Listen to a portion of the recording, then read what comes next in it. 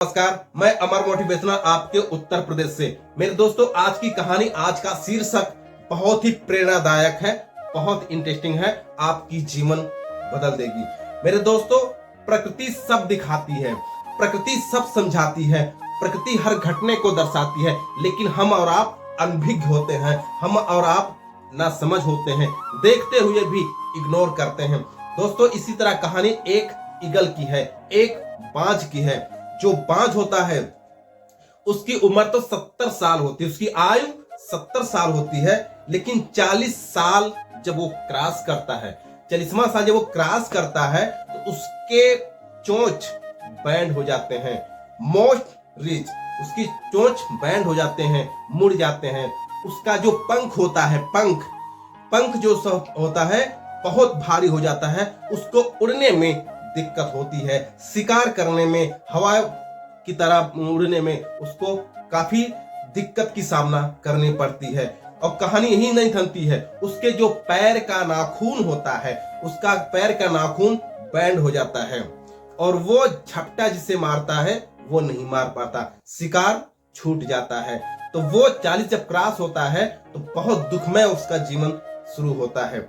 मेरे दोस्तों, उस समय जो ईगल होता है सोचता है और देखता है कि उसके एरिया की जो सबसे ऊंची चोटी होती है, जो सबसे ऊंचा पर्वत होता है, जाता है उस सबसे ऊंचाई पर बैठ जाता है और सामने जो रखा पत्थर शिला होता है, वह अपने चोंच को, जो उसकी चोंच बैंड होती है, वह अपने चोंच को दे मारता है।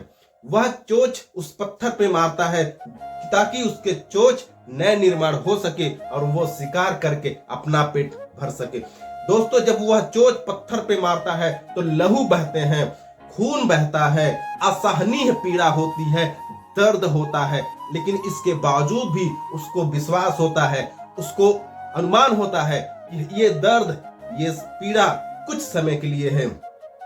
वह पत्थर पे मार मार के अपना चोंच तोड़ डालता है। कहानी यही नहीं खत्म होती है, जो उसके पैर है, जो पैर के नाखून से झपटा मारता है, जो पैर है वो नाखून उस शिला पर, उस पत्थर पर रगड़ता है ताकि वो नाखून भी टूट जाए और नया नाखून का निर्माण होए। जब पत्थर पर रगड़ता है अपना नाखून, तब भी असहनीय पीड़ा होती है, बहुत दर्द होता है। उसके बाद कुछ समय बाद, कुछ महीनों बाद, जब उसके नाखून और चोंच नए आते हैं तो नंबर आता है तीसरा।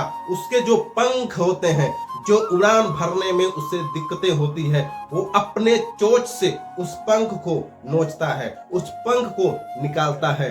अब आप सोचो कि कितना हमारे और आपके बीच अगर कोई कांटा चुभ जाए तो हम लोग कांटा निकालने में कितना दर्द होता है, लेकिन वो तो अपने शरीर का अंग निकाल रहा है, पंख निकाल रहा है।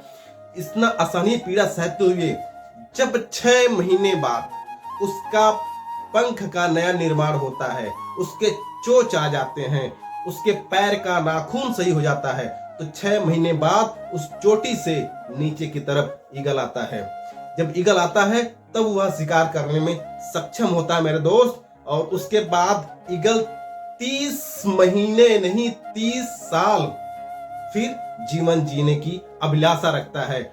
तो इस कहानी से आप क्या समझे? किसी भी स्ट्रगल में, किसी भी अनुभव के लिए आहुति देनी पड़ेगी, स्ट्रगल करना पड़ेगा, मेहनत करनी पड़ेगी, अपने आप पे विश्वास करना होगा। मेरे दोस्तों, आज वर्तमान समय जो चल रहा है, जो आज हम लोग जी रहे हैं, अगर इसमें स्ट्रगल करके, इसमें परेशानी उठाकर, मेहनत करके अगर हम कुछ बना सके तो आने वाले भविष्य में, आगे समय पर हमारा जीवन सुखमय और अच्छा बीतेगा। अगर हम आज आराम करते हैं, अगर हम आज रिलैक्स होते हैं, तो आने वाला जीवन हमारे लिए बहुत दुखमय होगा, बहुत कठिन परिश्रम